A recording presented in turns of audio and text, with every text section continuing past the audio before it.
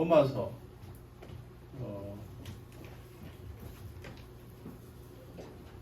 로마서는 기록 목적을 보면 사도 바울이 로마에 있는 교회 성도들, 유대인들과 이방인들을 포함한 성도들에게 복음과 관련한 올바른 교리들을 소개하고 뿐만 아니라 복음을 믿는 성도들이 실천해야 될 실제적인 삶의 도리들을 가르침으로써 그들과 교회를 격려하기 위한 목적으로 기록했습니다.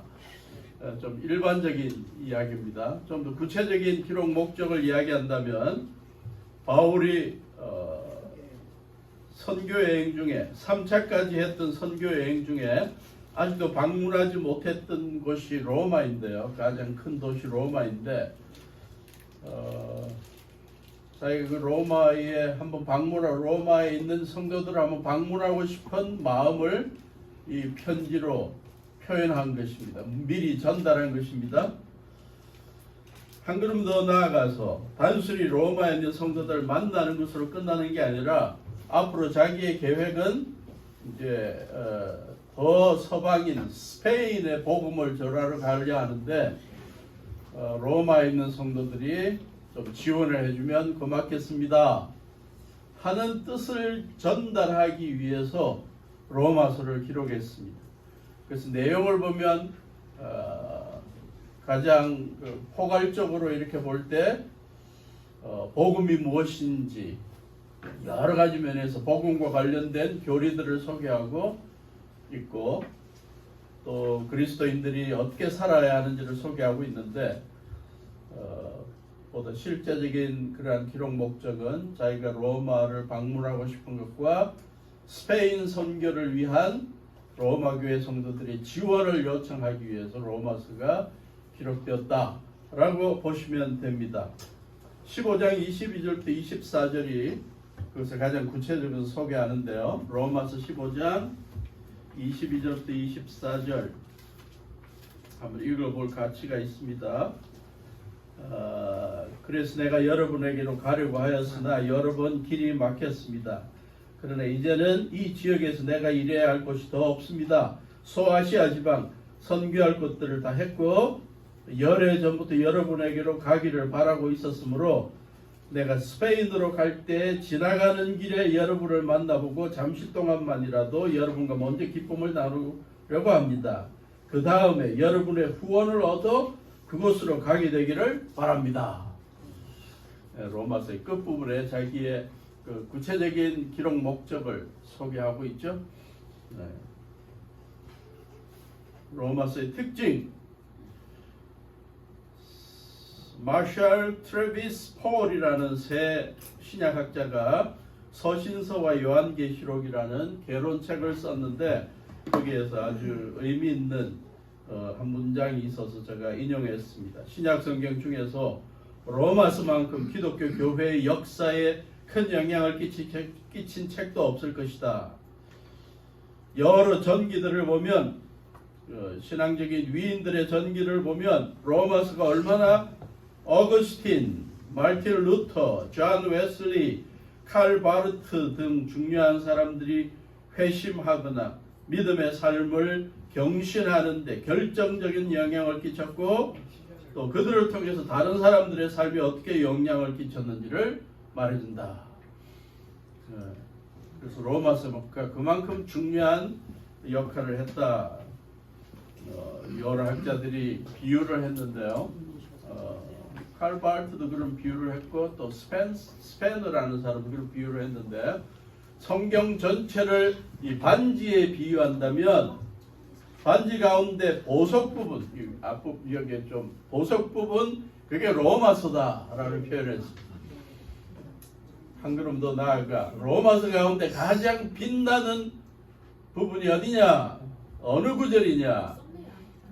8장 28절을 들더군요. 우리가 알거니와 하나님을 사랑하는 자, 그 뜻대로 부르심을 입은 자들에게는 모든 것이 합력하여 선을 이룬다. 선을 이루게 하신다. 그 구절을 가장 빛나는 다이아몬드 가운데도 가장 빛나는 부분이다. 그렇게 표현합니다. 어쨌든 로마서가 신약의 성경책들 가운데 이 복음의 핵심을 처음부터 끝까지 잘 소개하고 있는 최고의 조직 신학적인 책이고, 뿐만 아니라 복음을 바로 믿는 자들이 어떻게 살아야 할지를 실제적으로 소개하고 있는 최고의 책이다. 그래서 신약학자들이 가장 집중적으로 연구하고 또 자기들의 연구의 결과를 주석서나 책으로 만들고 싶어하는 대상이 바로 로마서다.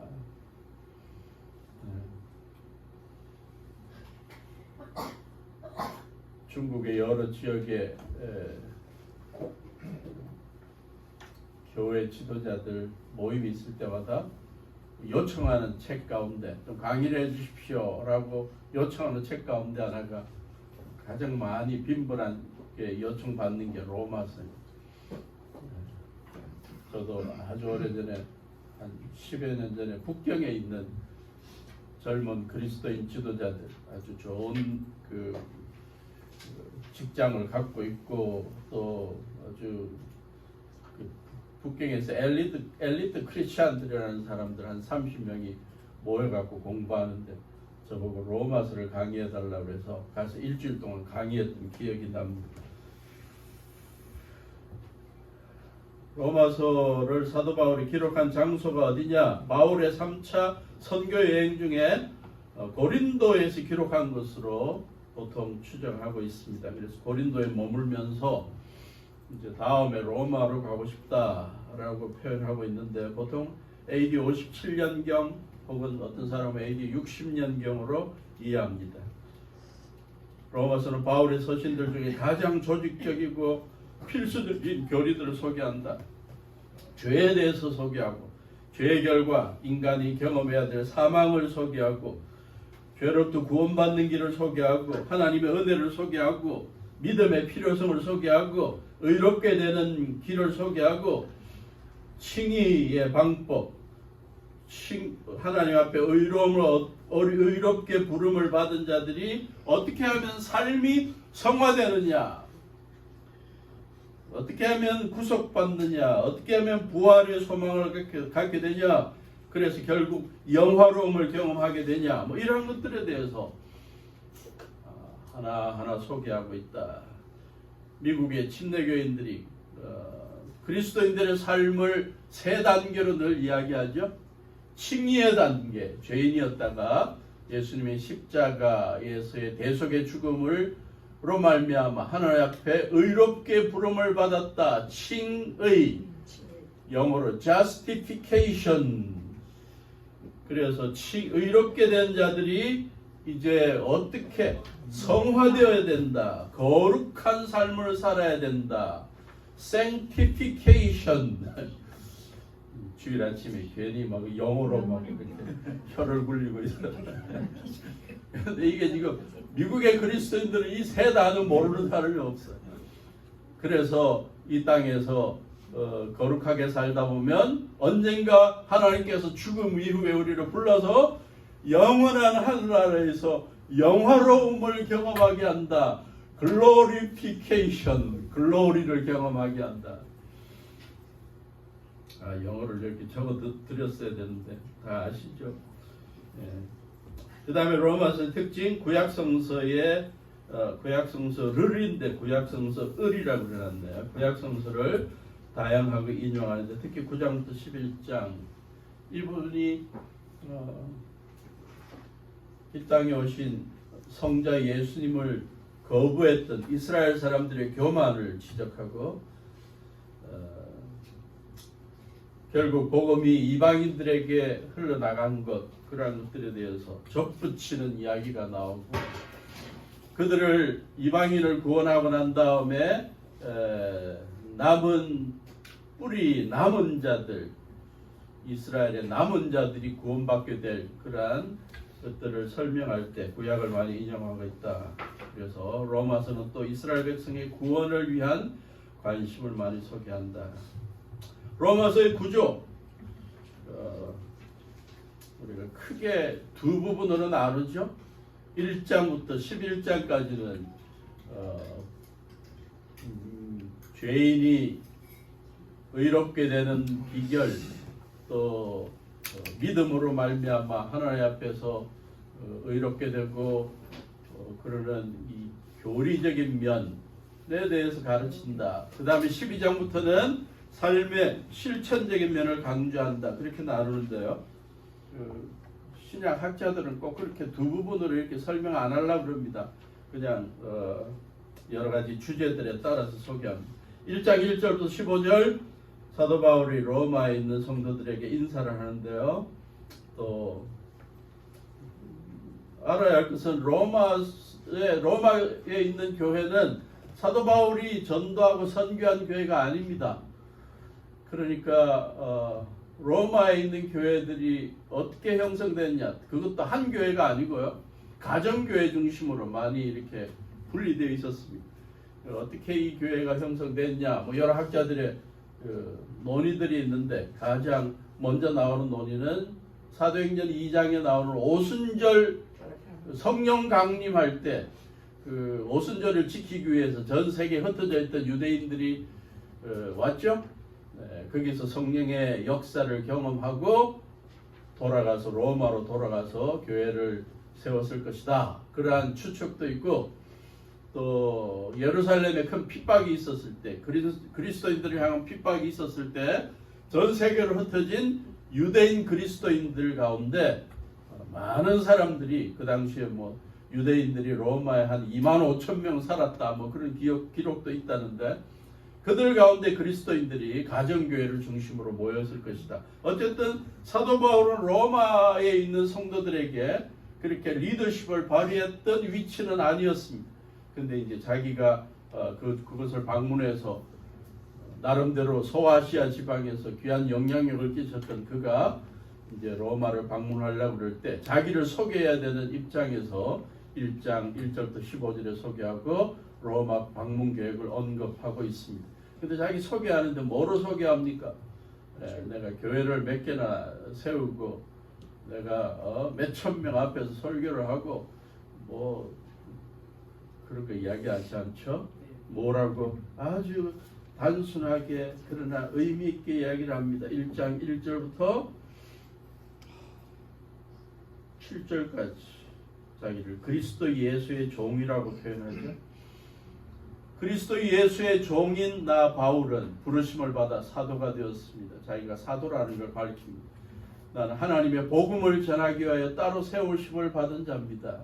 이 복음은 하나님께서 예언자들을 통하여 성경에 미리 약속하신 것으로 그의 아들 예수님을 두고 하신 말씀입니다. 이 아들은 육신으로는 다윗 후손으로 태어나셨고 성령으로는 죽은 사람들 가운데 부활하심으로 나타나신 권능으로 하나님의 아들로 확정되신 분입니다. 우리 주 예수 그리스도이십니다. 우리는 그를 통하여 은혜를 입어 사도의 직분을 받았습니다.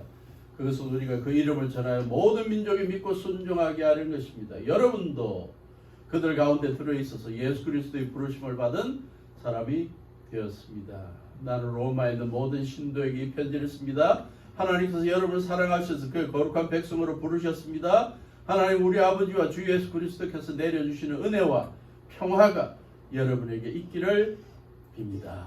자기 자신을 그리스도 예수의 종이다, 사도다, 예수 그리스도의 복음을 전하는 전도자다 그렇게 밝히고 있죠. 1장 16절 17절 그가 로마로 가기를 원하는 이유를 소개하는데 많은 신약학자들이 1장 16절 17절을 로마서의 주제 구절로 이해하죠.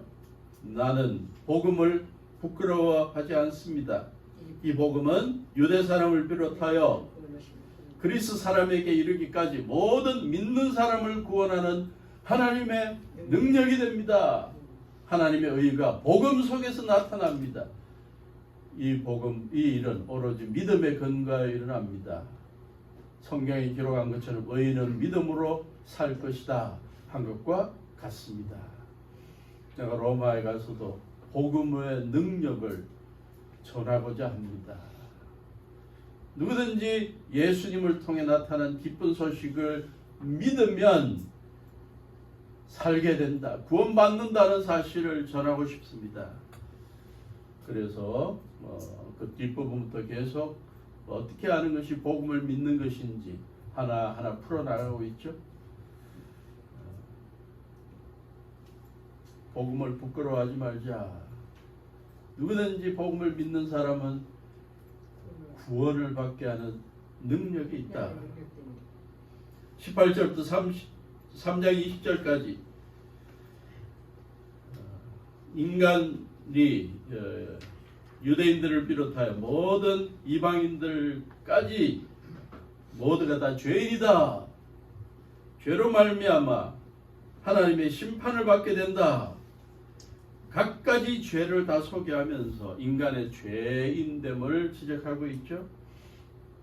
1장 18절 하나님의 진노가 불의한 행동으로 진리를 가로막는 사람의 온갖 불경건함과 불의함을 겨냥하여 하늘로부터 나타났습니다. 사실 이 세상에서 보면 하나님을 알만한 일이 사람들에게 환히 드러나고 있습니다. 해와 달과 하늘의 별들과 사계절의 변화와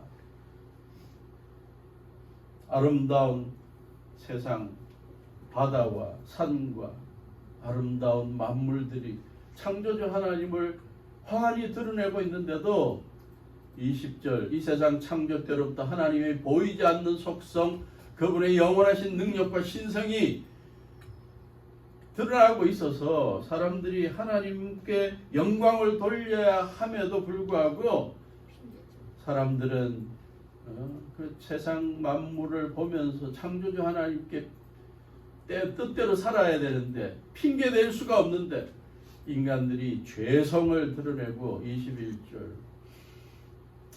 사람들이 하나님을 알면서도 하나님으로 영화롭게 해드리거나 감사를 드리기는커녕 생각이 허망해져서 지각 없는 마음이 어두워졌습니다. 자기들이 스스로 지혜 있다고 주장하고 어리석었습니다. 그들은 썩지 않는 하나님의 영광을 썩어 없어질 우상들로 대체시켜버렸습니다. 23절 그래서 온갖 죄악들을 이야기하죠. 뿐만 아니라 24절 사람들이 마음의 욕정대로 하도록 더러움에 그들은 내버려 두시니 서로의 몸을 욕되게 했습니다. 성적인 부패를 소개하고요. 사람들은 하나님의 진리를 거짓으로 바꾸고 창조주 대신 피조물을 숭배하고 우상을 섬겼습니다. 26절 이런 까닭에 하나님께서는 사람들을 부끄러운 정욕에 내버려 두었습니다. 여자들은 남자와의 바른 관계를 바르지 못한 관계로 바꾸고 남자들도 이와 같이 여자와의 바른 관계를 버리고 서로 욕정에 불탔으며 남자가 남자와 더불어 부끄러운 짓을 하고 호모섹스 동성애 그래서 그들은 잘못에 마땅한 대가를 스스로 받았습니다. 계속 1장 18절부터 2장 3장 인간들의 여러가지 윤리적인 죄, 우상 숭배, 하나님 앞에 교만한 죄 이러한 것들을 다 소개하고 3장 10절에 가서 뭐라고 지적합니까? 3장 10절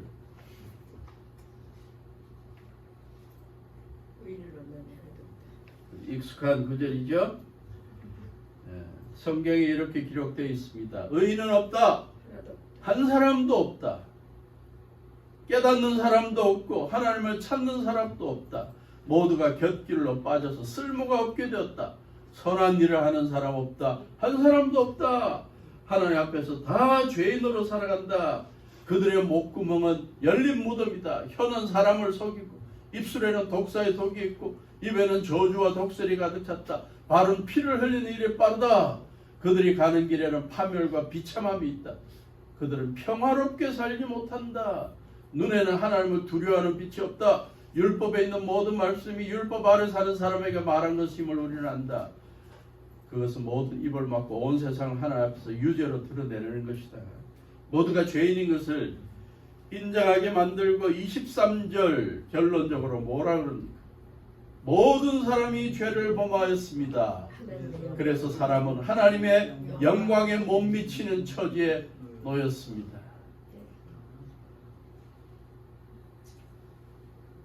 너무 이때까지 죄인된 것에 대해 죄인이 경험해야 될 비참한 결과에 대해서 이야기를 해서 그런지 3장 24절에 반전을 일으키죠. 사도 바울은. 그러나 사람은 아무리 죄인이라 할지라도 그리스도 예수 안에서 얻는 구원으로 말미암아 하나님의 은혜로 값없이 의롭다는 선고를 받을 수 있습니다. 어떻게 해서? 하나님께서 이 예수를 속죄제물로 내주셨기 때문입니다. 우리의 모든 죄에 대해서 죄값으로 죄값을 치러야 하는데 그것을 구약의 양과 소가 희생제물이 되어서 속죄제물이 되어서 피 흘려 죽어감으로써 그 죄인된 자가 하늘 앞에 의롭게 인정받은 것처럼 예수님의 피를 믿을 때 유효합니다. 하나님께서 이렇게 하신 것은 사람들이 이제까지 지은 죄를 너그럽게 보아주심으로써 자기의 의로움을 나타내시려는 하나님의 생각 때문입니다. 그래서 3장 20절까지 인간의 죄와 거기에 대한 하나님의 심판을 소개했죠. 3장 21절부터 4장 25절까지 하늘 앞에서 의롭게 되는 비결이 뭐냐? 예수님이 십자가에 달려 속죄제물이 되셔서 십자가에 달려 피 흘리신 그 피 흘림으로 말미암아 그것을 믿는 자들이 하나님 앞에 의롭게 인정받을 수 있다. 네. 그러면서 4장에서 아브라함 하나님 앞에서 의롭게 된 이유는 아브라함이 하나님을 믿었기 때문이다. 의로우신 하나님의 은혜를 사랑을 믿었기 때문이다. 5장 1절부터 8장 39절까지 하나님 앞에서 의롭게 된 사람, 믿음으로 말미암아 칭의, 의롭게 불려진 사람, 간주된 사람의 특권과 특징들이 나타나죠. 5장 1절부터 8장까지 읽어보면 그리스도인들이 가슴이 안 뛰면 이상해. 이걸 그냥 읽으면서 냉랭하게 읽으면 그건 이상한 거.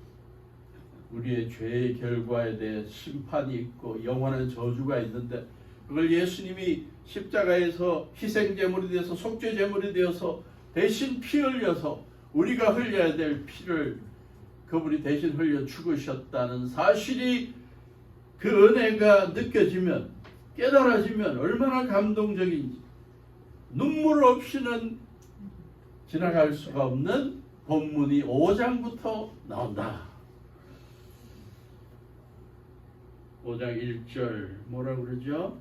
같이 읽어볼까요? 시작. 그러므로 우리는 믿음으로 의롭다 하심을 받았으므로 우리 주 예수 그리스도로 말미암아 하나님과 더불어 평화를 누리기 시작했습니다. 예수님으로 말미암아 하나님과 화평을 누리고 사는 존재가 되었다. 이전에는 하나님 앞에서 죄인으로 평가받아서 저주받은 존재인데 이제 예수님의 희생적인 죽으심으로 말미암아 대속적인 죽음으로 말미암아 하나님이 우리를 의롭게 봐주시고 하나님의 아들 딸로 봐주셔서 평화롭게 하루하루 지낸다. 그리고 2절 뿐만 아니라 또한 그리스도로 말미암아 지금 서 있는 이 은혜의 자리에 믿음으로 나올 수 있게 되었고 하나님의 영광에 이르게 될 소망을 품고 자랑하고 다니게 됩니다.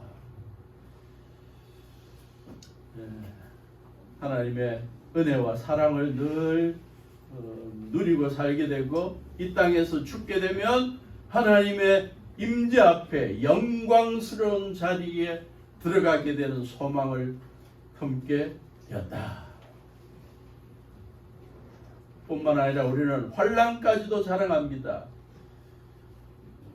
예수님을 믿는 믿음으로 말미암아 신앙생활하며 살다 보면 환난을 경험할 수 있는데 로마 사람들로부터 유대교인들로부터 핍박을 당하게 되는데 그조차도 자랑할 거리가 됩니다.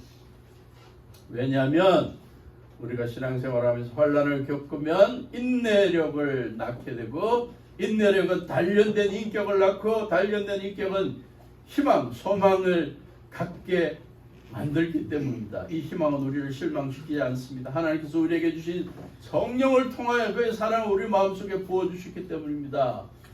예수님을 구세주와 주님으로 믿는 자들은 이 땅에서 신앙생활 하다가 고난도 당하고 환난도 당하는데 또 하나의 기쁜 소식은 뭐다? 우리가 혼자만 당하게 두지 않는 분이 계신다. 성령께서 우리와 함께 하시면서 우리의 마음속에 성령을 부어주셔서 우리가 약할 때마다 이기게 해주신다. 사도 바울이 이러한 교리들을 하나하나 소개하고 있습니다. 우리가 아직 약할 때 그리스도께서 제때에 경건하지 않은 사람을 위하여 죽으시고 의인을 위해서라 죽을 사람은 거의 없는데 선한 사람을 위해서 죽는 사람도 드문데 5장 8절 여러분 이 구절 감격하는 구절이죠. 같이 읽습니다. 그러나 우리가 아직 죄인이었을 때 그리스도께서 우리를 위하여 죽으셨습니다. 이래야 하나님께서는 우리들에 대한 자기의 사랑을 실증하셨습니다. 미리 먼저 벌써 보여주셨습니다. 우리가 하루하루 의롭게 살아가서 하나님이 찾아와가지고 당신이 지금까지 산 걸 평가해 봤더니 이렇게 저울에 이렇게 달아보았더니 죄 지은 것보다는 의롭게 산 게 훨씬 많습니다. 그래서 당신을 사랑하게 되었습니다. 그게 복음이 아니라는 것. 우리 모두가 하나님 앞에 죄인이었고 결과적으로 하나님의 심판을 당할 때 우리가 죄인으로 나타나서 영원한 형벌, 불못 지옥에 가야 되는데 이걸 너무나 안타깝게 생각한 하나님께서 예수님을 이 땅에 대속제물로 속죄제물로 보내주셔서 이미 십자가에 달리게 하시고 죽게 하시고 대신 미리 먼저 죽게 하시고 하나님이 우리를 얼마나 사랑하셨는지를 십자가 사건으로 먼저 보여주셔서 그게 감동해서 우리가 믿게 되었습니다. 그게 복음이라는 거예요.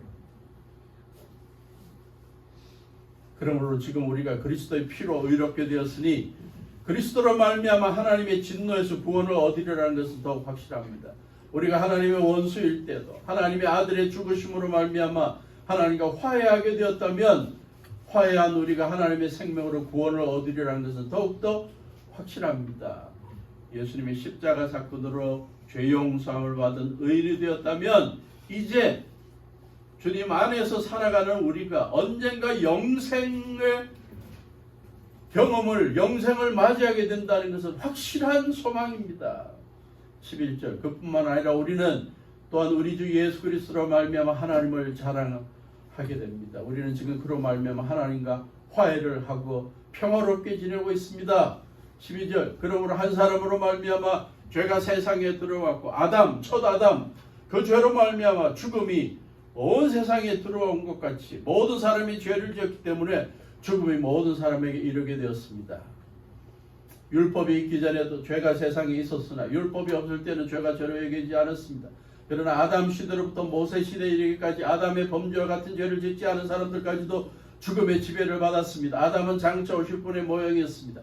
그러나 하나님께서 은혜를 베푸실 때 생긴 일은 아담 한 사람이 범죄했을 때 생긴 일과 같지 않습니다. 한 사람의 범죄로 많은 사람이 죽었으나 하나님의 은혜와 예수 그리스도 한 사람의 은혜로 말미암은 선물은 많은 사람에게 더욱더 넘쳐납니다.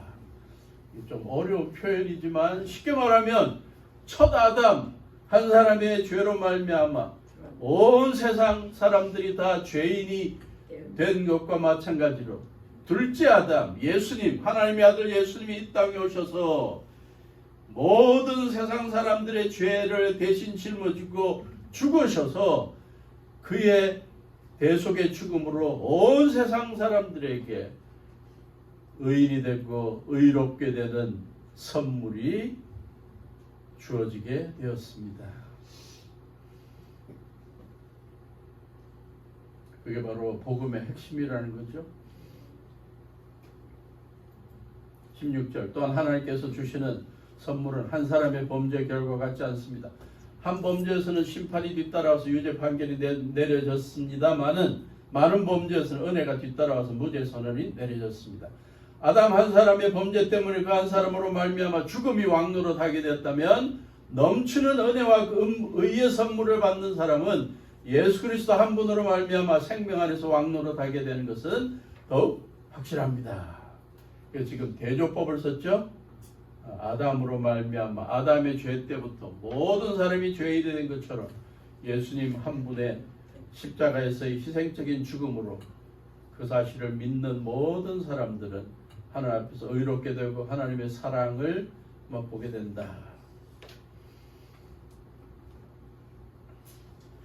신약학자들 뿐만 아니라 조직신학자들이 이 원리, 이 가르침에 대해서 여러 가지 논의 혹은 토론을 많이 하고 있죠.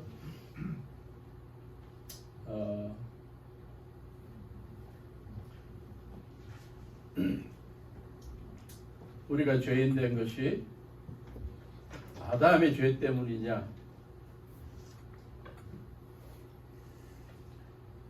우리의 자범죄 때문이냐. 전도하다 보면 아담이 죄를 보면서 우리 모두가 죄인입니다. 그러면 사람들이 아멘 하고 받아들이는 게 별로 없죠. 지가 죄 지은 거하고 나하고 무슨 상관이냐 그러고 나는 그런 거 못 믿겠다 그러고 막 튕기고 그러죠. 그러니까 이제 또 어떤 해명이 들어갑니까? 이제 유전설 뭐 이런 게 나오죠. 아담이 죄를 지은 것은 그의 행동 하나 때문이 아니라 아담을 죄짓게 만든 그 피가 계속 이렇게 유전되어서 그랬다. 그러한 게 상당히 지배적인 교단들도 있죠. 그러나 제가 볼 때는 그 죄의 유전설보다 더 호소력이 있는 구약적인 해석이 있다면 또 본문의 해석은 뭐냐? 이 죄의 집단성이라는 거죠. 죄의 집단성, 죄의 효과의 집단성. 구약에 보면 한 사람이 죄를 지은 것이 그 사람에게만 영향을 끼치는 게 아니라 같은 무리들에게 영향을 끼치는 경우들이 많이 있죠. 가장 대표적인 사건이 뭡니까? 여호수아와 그 백성들이 가나안 땅을 쳐들어갔을 때 여리고 성을 함락했을 때 누가 성을 함락하고 각 집마다 그 포획물들을 다 이렇게 갖게 되면 어떻게 하라 그랬죠? 니들 다 마음대로 가져라 그러지 않고 다 하나님 앞에 다 모아서 바쳐라 그랬습니다. 그죠? 어느 누구도 개인적으로 가지면 안 된다. 근데 누가 외투 한 벌 이렇게 갖고 금 막 빼돌린 놈이 있죠. 아간. 아무도 모르고 지 혼자서 자기 그 텐트 안에 막 숨겨놓고 막 그랬다고. 그것도 모르고 아이성을 공격했는데 36명이가 죽게 되죠. 아니 이까지 와서 전쟁에 패하게 하면 어떻게 합니까? 그랬더니 하나님께서 너희들 가운데 죄 지은 놈 있어. 제비 뽑아. 아간이 뽑혔습니다. 그 뭘 강조합니까? 하나님의 백성들의 공동체 속에서 한 사람의 죄는 그 사람의 죄로 국한되는 게 아니다. 그 영향력이 온 공동체에 속한 사람들에게 미친다. 그게 구약의 죄의 개념이에요. 구약의 이 죄의 공동체성입니다. 아담 한 사람의 죄가 온 인류들에게 영향을 끼친 것처럼 예수님의 십자가에서의 희생적인 죽음이, 대속의 죽음이 온 믿는 사람에게 영향을 끼친다. 그리고 유전설의 설명보다 훨씬 더 성서적이 아닌가 그렇게 보는 것이죠. 어쨌든 우리는 예수님의 십자가에서의 희생적인 죽음으로 우리는 그 사실을 나의 죄를 대신 지신 주님으로 믿을 때 우리가 하나님 앞에 의롭게 된다 하는 사실을 사도 바울이 계속 강조하고 있는 거죠.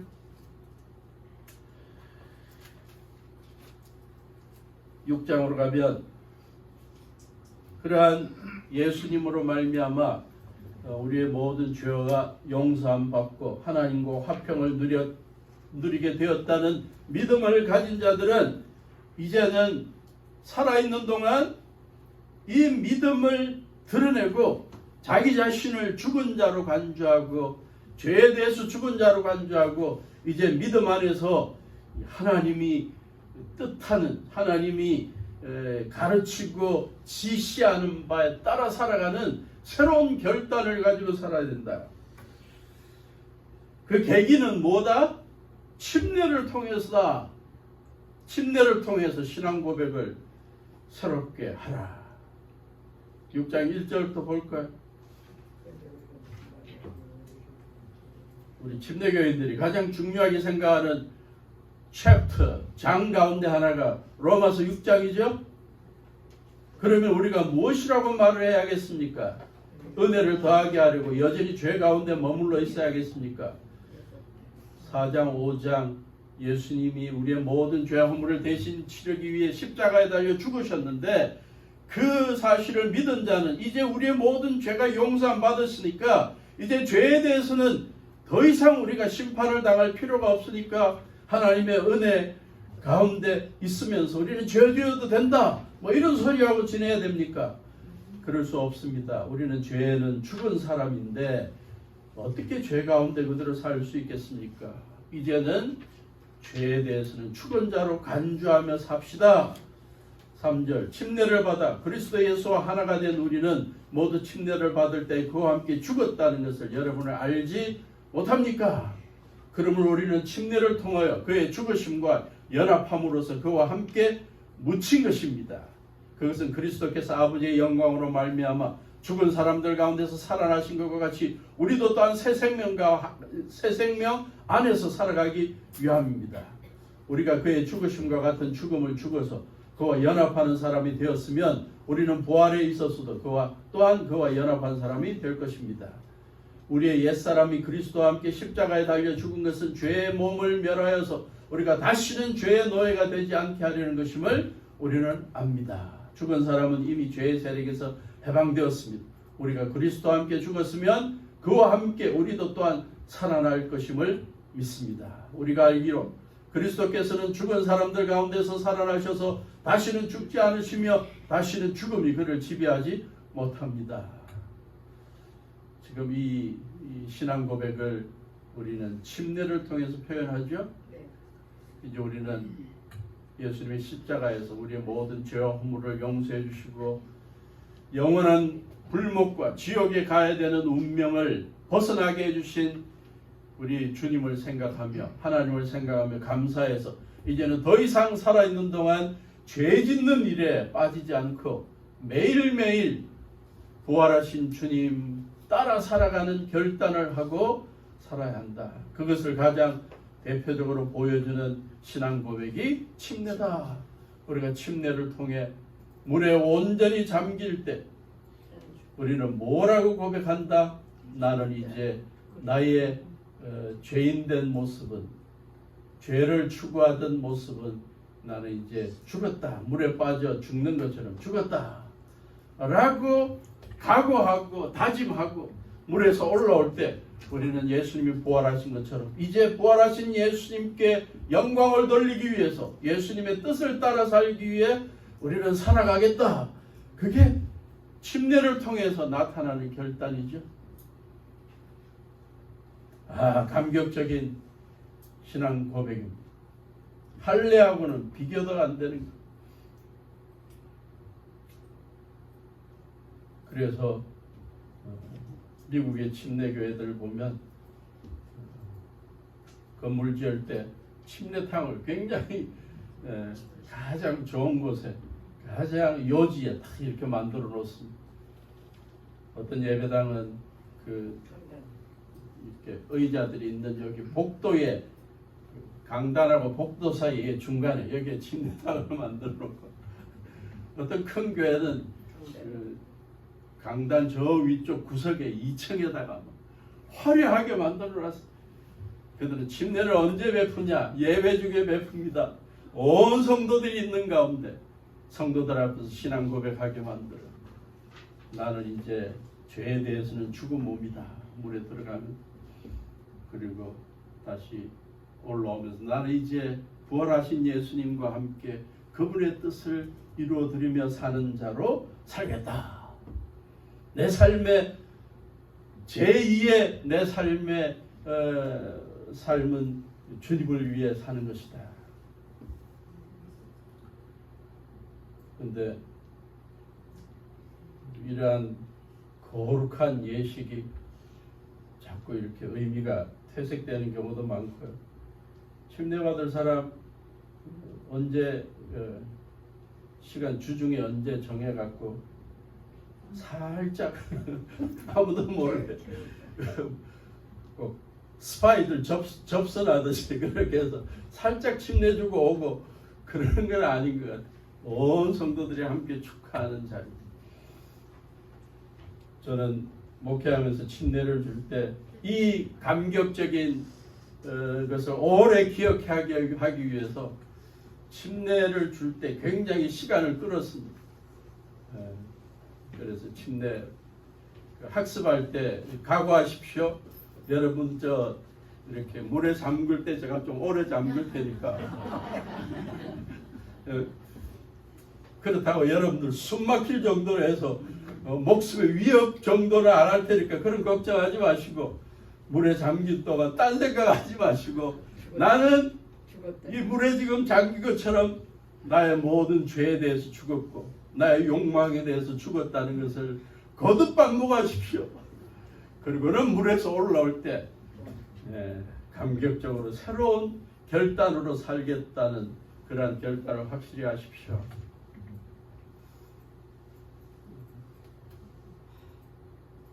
어떤 목사님들은 침대 주다가 막 버둥대갖고 손이 이렇게 나와버리고 딴 데는 다 들어갔는데 막 버둥대다가 손이 나오면 이거 다시 하자 그러고 완전히 들어가야 된다. 그래서 침례를 받고 나면 제가 있던 교회에서는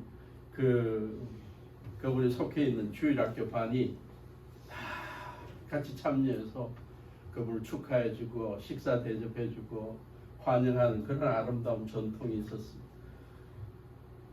이런 믿음 안에서 우리가 더 이상 죄에 대해서 우리가 죄의 욕망에 빠지지 않고 죄의 권세에 빠지지 않고 이제는 우리의 모든 죄는 예수님의 십자가에서 다 해결되어 버렸기 때문에 이제 삶의 목적을 주님 앞에 영광 돌리고 부활의 소망 가운데 살아가겠다는 결단을 하는 이 아름다운 모습이 우리의 신앙 가운데서도 있어야 한다.